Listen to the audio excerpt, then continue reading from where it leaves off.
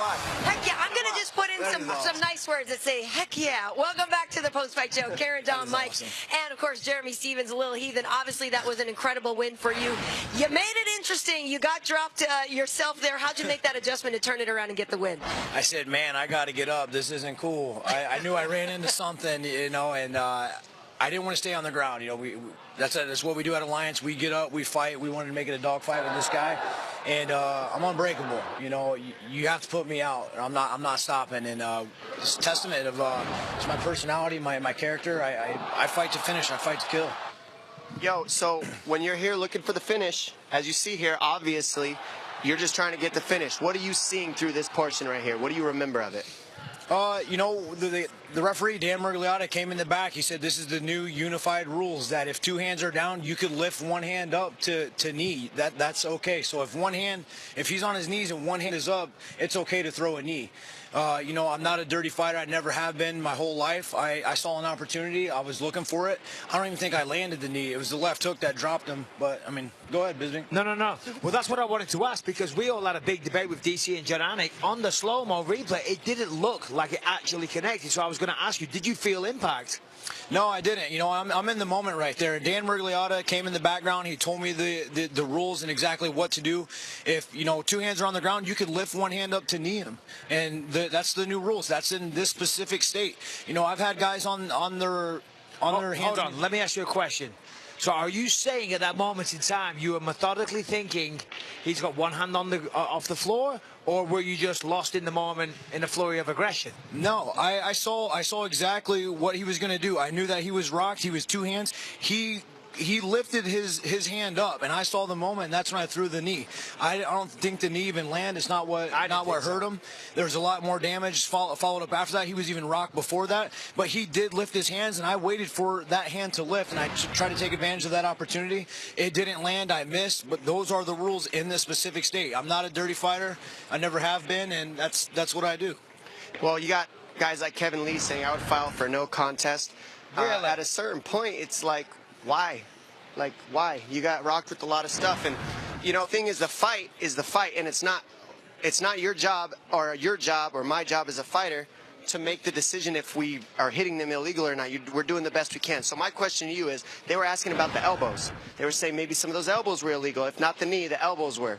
When the guy's turning underneath you, the referee says that that's a possibility. If they're moving, we're trying not to hit him in the back of the head, but if they're moving into it, how do you dodge that? Guys, look, I'm going for the finish here. I'm looking to elbow. If they turn their head, the ref will tell you, it's okay because he's turning his head. So make the adjustment. In that moment, I'm elbowing, looking for it. He looked under, and I nailed a couple. When I fought Choi, I elbowed the referee in the back of the head. He jumped in. Guys, I'm not a dirty fighter. I am a killer. I train to finish. I'm going for it. I'm landing big shots there. I don't mean to hit people in the back. Let me ask you this.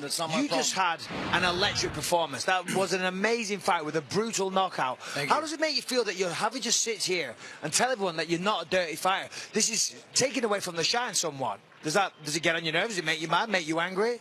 Well, as of tomorrow, the money will hit my bank account. I am not worried. There you go. It all will be forgotten. The more people that are talking, the more you're making my name hot. So keep it up. Put me on Twitter, wherever. Just keep adding Lil Heathen MMA, baby. There we go. And we truly do need to wait and hear what Josh Emmett has to say about the situation as well. But regardless of that, Jeremy, what is next for you? This was a very fast turnaround for you. We saw you in action just in January.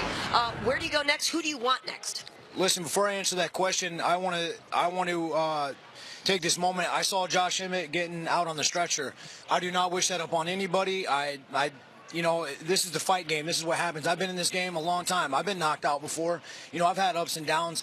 I reached over to his team and his coaches. I said, hey, man, this is the fight. They weren't complaining about me. They were complaining about the referee. And I said, hey, listen, I never once said anything bad about your camp this whole time. I did it respectfully, and I did it without trash talk. We knew. Me and Dom have been fighting these guys forever, and this isn't the end of the Alliance and Alpha Male beef. We're 6'5", baby. Yeah, that's right. But, hey, listen, know, I reached out to the coaches. They were really cool, and I went over to Emmett. You know, he was still a little rocked, and I don't wish that up on anybody. I wish him the speedy recovery. He's a tough dude. And what's next for me is there's two guys that I've already fought that I had close matchups against, and I feel like now that I'm back at the Alliance camp doing things the right way, I match up really well. And Brian Ortega, he's the only other guy that I haven't fought that's really in front of me. If he was the number 4 guy, that puts me right there. So I'm in the mix. I think, given the fact that you just knocked out Emmett, given the fact that you knocked out Doo Ho Choi, impressive domination of Gilbert Melendez, you should get a title shot. But are you willing to wait on the sidelines for that to come? Or if they offered you a fight in between, would you take it? I would definitely take the fight. You know, this is the fight game. Don't do it, bro. I want to fight. You know, that if you feel like you're the real champion, you should be able to beat everybody and anybody and take anybody out at any given time. And tell that to TJ Dillashaw, please. But you know, I'm doing this back to back. I just fought in January. Now I'm fighting in February. I don't know any champion and anybody fighting like that, you know, besides maybe Cerrone. Or, you know, Conor has, you know, a couple weeks, but not like that. Who's got the most fights in the UFC? I'll fight in March. Where are we going? All right. Well, listen, Jeremy, we can talk to you all night, but we are going to let you go. I know you got to get to a press conference and keep celebrating that win. And once again, Alliance up 6-5 over Team Alpha Male. It's always going to be tough with those guys, though. We've got a lot more to come.